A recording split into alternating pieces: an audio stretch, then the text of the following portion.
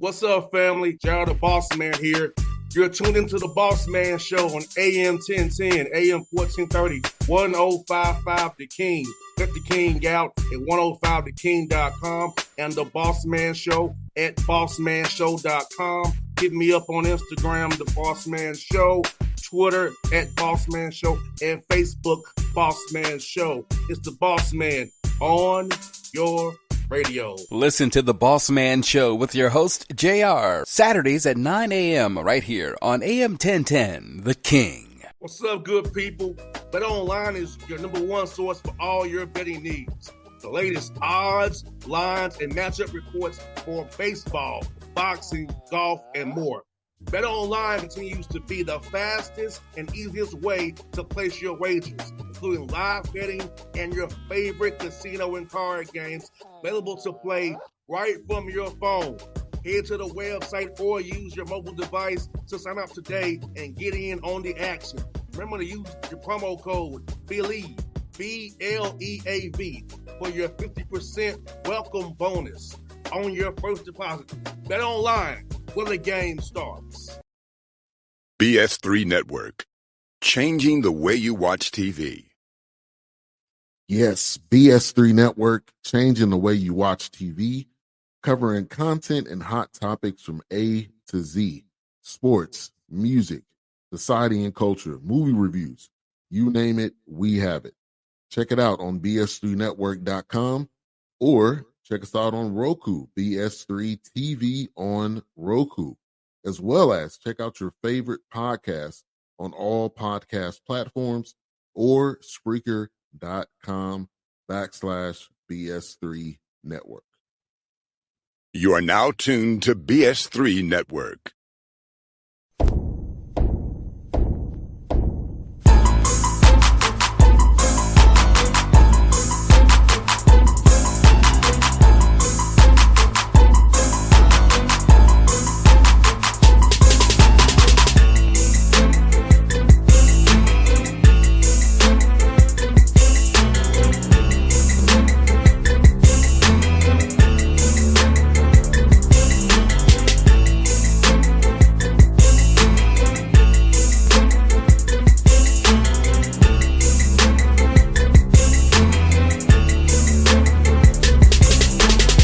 All you folks, we back at it. We here at episode 2, Shawn Walker Culture Show, Allen Basketball, getting featured with my man. You see him right there in his office, the one only Shawn Walker, doing big things. What up, bro? How you doing, my brother? Doing well, man. How about yourself today? Man, it's doing well, man. Basketball season here, brother. You know how it is. We on this grind. we flying and going every which way right now, my brother.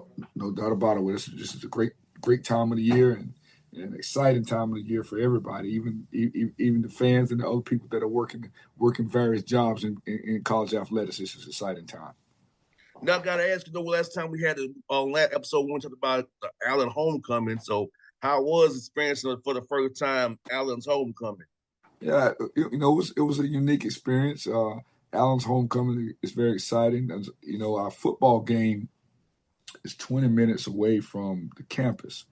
So that makes it a little unique for tailgating and hanging out. But I did get a chance to participate in the step show. I went to the step show and kind of went around and met as many alums and old Allen basketball players as I could. So it was an exciting time. A lot of good food, a lot of partying, a lot of people excited to be back at Allen University. So it was a wonderful experience. Now, Shawn, as an AME dude, knowing who Bishop Allen was who's named after, basically, we support you boy because I know I grew up as an AME, about Richard Allen we did for blacks in the AME church, man. So knowing that's what Allen's named after, man, what you represent, man, it makes me even more want to be a part of what we're doing here, brother. Right. Well, that's good. I'm glad that you feel associated with the university. I also grew up AME Zion, and grew up in a little small church where there may have been 25 or 30 people in the church that include the pastor, the choir, deacons, the whole 9 yards. And so I have a great appreciation for the AME Zion Church and the things that that the denomination stands for. No doubt, it's so amazing to see what I was telling somebody this other day, Shawn, that look at a lot of these private HBCUs, they're really by the AME church or the CME church. But Right. but they don't know that until unless you part of that, like you and I are, you already know that. But a lot of That's right. a lot of private black colleges are AME schools that are. That's right. Dr. Allen had a great vision for us, man, in our church and what they do for these kids, man, in our community.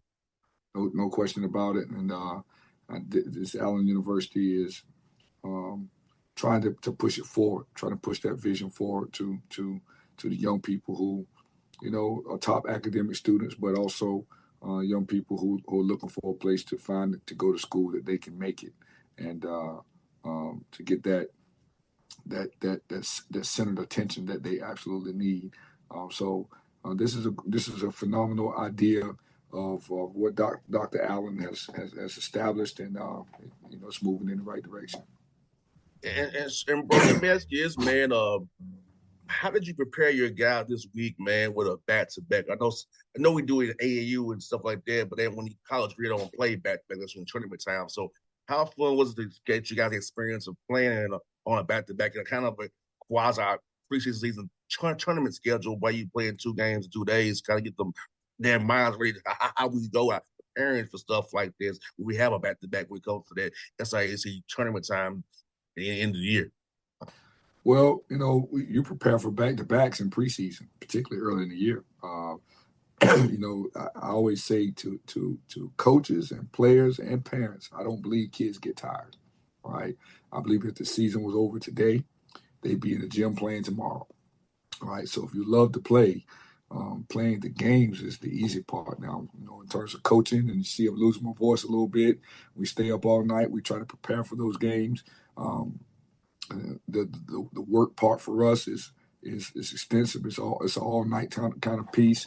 But for our players, you kind of prepare their bodies in the preseason. You get them in the best possible condition that they can be in mentally, physically, and emotionally. You're staying in hotels.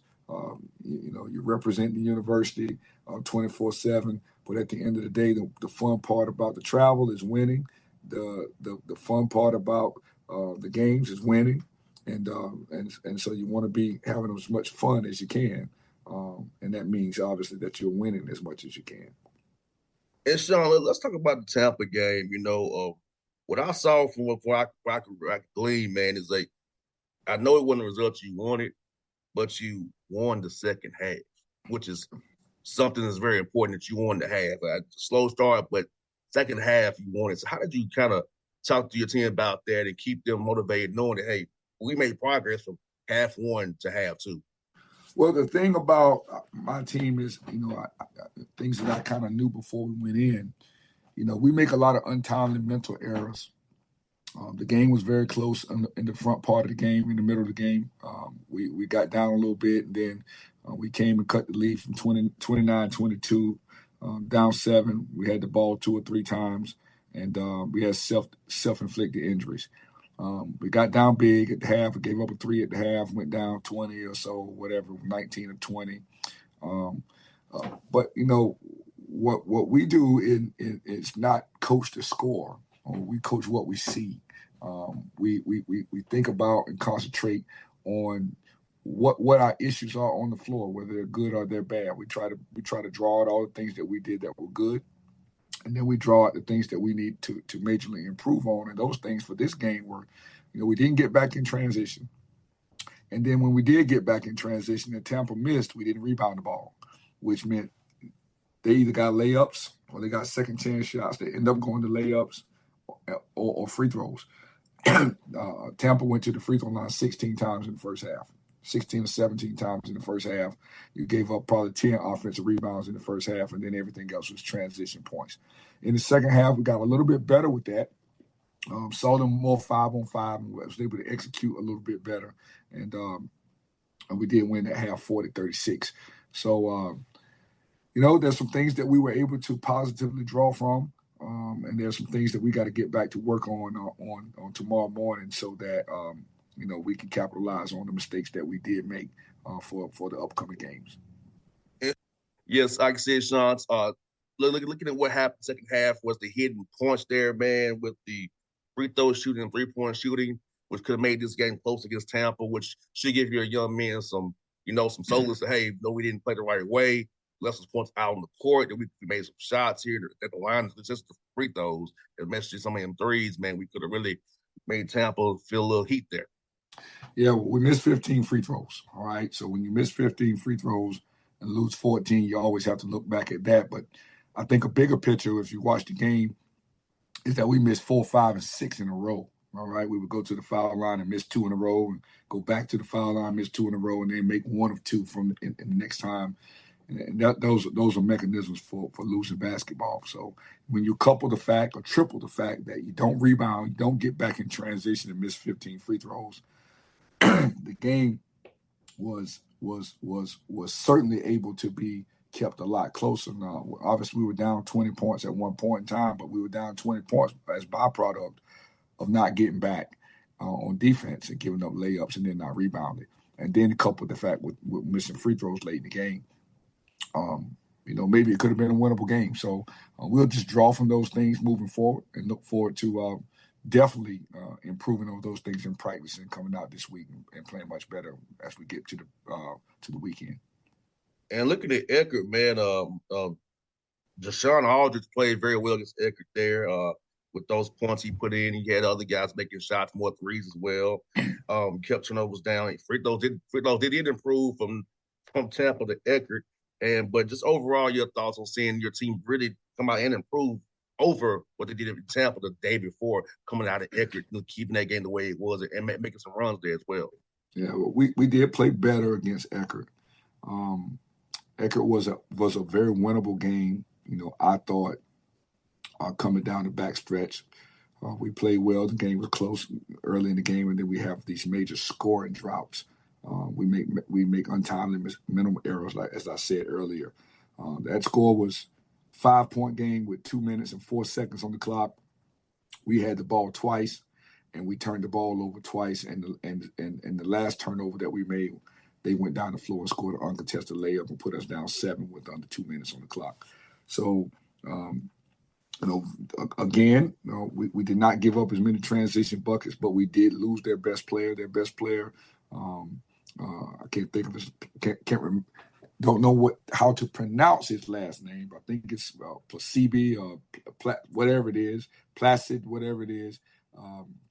He had 19 of their 40 points in the first half, and he had 26 against Benedict the night before. We made major mistakes, and he got open and got some shots up.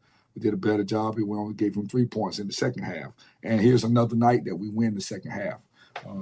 So, we can capitalize on a lot of things that we didn't do well offensively. We've got to play a lot better. We've yet to be able to get 70 points in the game.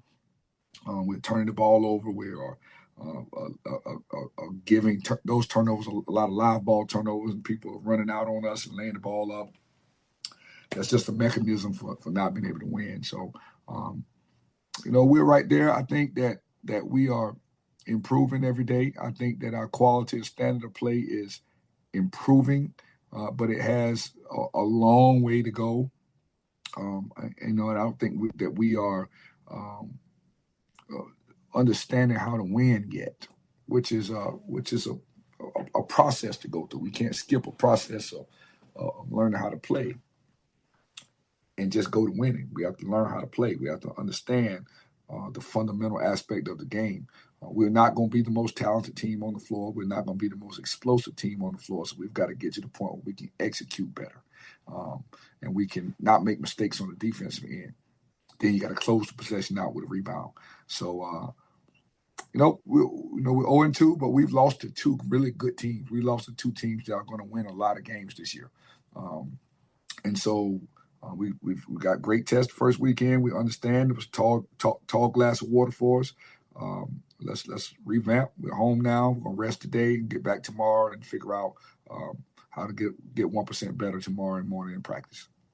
No doubt. That's the thing about it, Shawn, man. Like, you limit those live ball turnovers you mentioned, and you keep your defensive assignments, knowing who you got, keep that game plan, scouting report, their discipline, man. You're going to be in some games. I think that's where young players don't really understand it until they in that fire. been around the NBA the way I am. I see it them where they don't follow the game, so they try to adjust it on their own. The game plan like, nah, Right. scout for a reason. Right. Don't Right.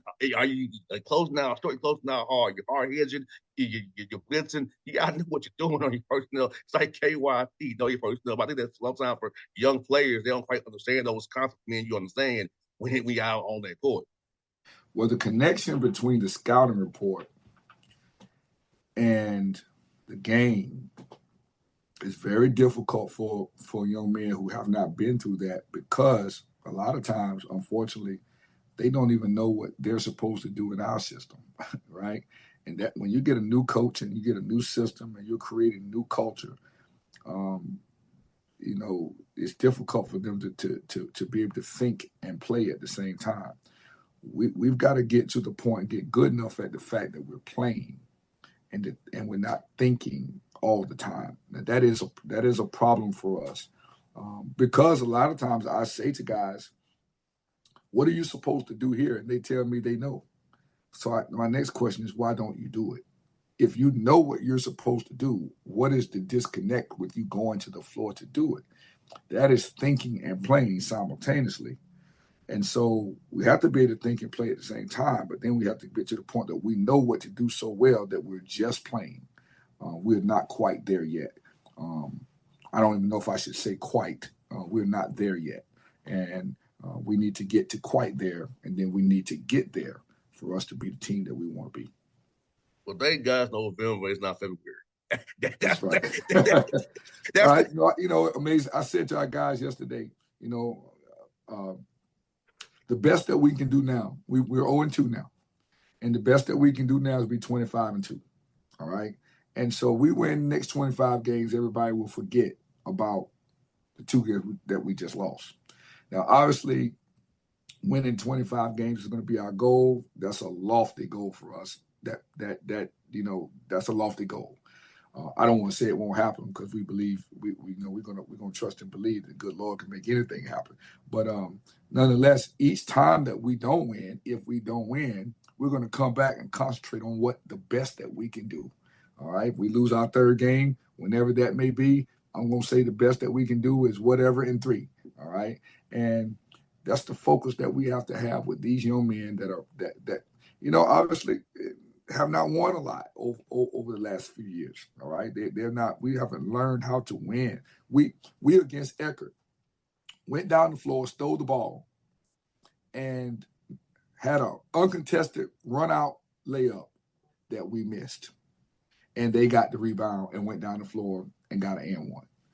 This is the difference between winning and losing. This is what I'm talking about, winning, learning how to win. That's a play that should be a standard play, that we miss a layup in the open court, and it equates to a rebound and an uncontested layup on the other end, or and 1 on the other end. So that's a 5-point swing. And again, it's a 5-point game with 2 minutes on the clock. So we got to learn how to win. We got to learn how to not get down, and we have to learn how to finish games when we get a chance to win a game. So I'm still excited. I'm excited about where we are. We're 0-2, but all's not lost. Every loss is not lost.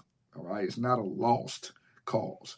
And so I'm excited to get back to practice tomorrow. And these young men have great attitudes, and they're looking forward to learning more basketball and trying to get their first win. And I'm excited about being their coach.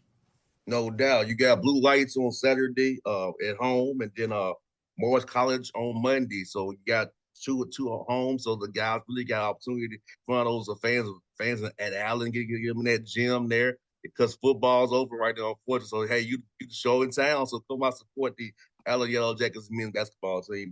But what you looking for on film with these guys from Blue Lights and Morris College here as you prepare this week, man? Well, first and foremost, I'll say that we excited about coming home. We actually have our next 4 games at home with Blue Lights, Morris, and then we out right there during Thanksgiving, we start conference play with Lamar, Owen, and Lane. So that's going to be our focal point, 1 game at a time. Blue Lights is going to be a scrappy team. They score a lot of points. They actually played Mars College a week ago, and the score was 108 to 106. All Wow. right. So we have not gotten 70 points yet. So obviously, that concerns me. We'll spend the next couple of days on kind of cleaning up what the things that we did and didn't do against Tampa and Eckerd. And then we'll keen in on getting back. We know that we don't get back in transition against Blue Lights and they can get 100 points, that we're going to have a problem. We know that we don't get back on defense against Mars and they can get 106 points in any game, that we're going to have a problem. So the same problem that we had in Tampa, we'll have here in Columbia if we don't get it fixed. All right. Any team that can score 100 points is going to shoot a lot of threes, shoot a lot of long. It's going to be a lot of long rebounds. So we know if we don't defend the three-point line and rebound the basketball thereafter, we're going to have a problem. So here are small things that we did in Florida that turned big, that we have to make those small things standard things. When the shot goes up, we turn around and box off. When we shoot the ball, we turn around and sprint back, and we communicate. Those are enormous characteristics for teams that win. And then they are gigantic characteristics for teams that don't win. So we're gonna clean those things up, and then we're gonna see how we fare against those two teams. And then with conference play in this SIAC, we know teams like to get up and down the floor and score a lot of points. And so we don't fix that, then we end up at the bottom of the league, and that's not the outcome that we want to see. No, it's not at all, man. We want you all to be hosting that trophy in Savannah again. That's what we want to see. Absolutely. Yeah. We at least want to be in the arena when the trophy is heisted. That's what we want to be, not paid customers. You get that right. You don't want to be a paying customer, no doubt. Man, Shawn, it's always fun talking to you, brother. Episode 2 was on point, and we'll do it again next week and recap these 2 games from this week and highlight some players of the game as well, brother. But look, man, it's good chat with you, my brother. I'm looking forward to seeing what you all do this weekend, my guy. Thank you so much. We're looking forward to having some good news on next week. No doubt. That folks at Shawn Walker, the Shawn Walker Show, episode 2, we're done. It's episode 3 next week.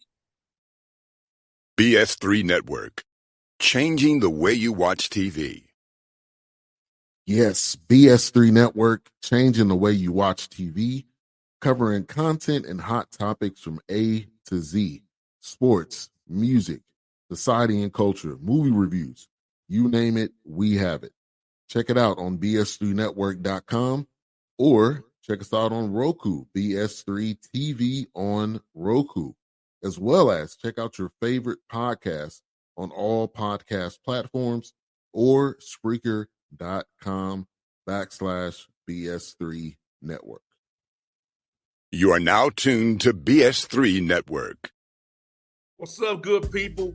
Bet Online is your number one source for all your betting needs. The latest odds, lines, and matchup reports for baseball, boxing, golf, and more. Bet Online continues to be the fastest and easiest way to place your wagers, including live betting and your favorite casino and card games available to play right from your phone. Head to the website or use your mobile device to sign up today and get in on the action. Remember to use your promo code BELIEVE, BLEAV, for your 50% welcome bonus on your first deposit. Bet Online, where the game starts. What's up, family? Gerald the Bossman here. You're tuned into the Bossman Show on AM 1010, AM 1430, 1055 The King. Check The King out at 105theking.com and the Bossman Show at bossmanshow.com. Hit me up on Instagram, The Bossman Show, Twitter at Bossman Show, and Facebook, Bossman Show. It's the Bossman on your radio. Listen to The Bossman Show with your host, JR, Saturdays at 9 a.m. right here on AM 1010, The King.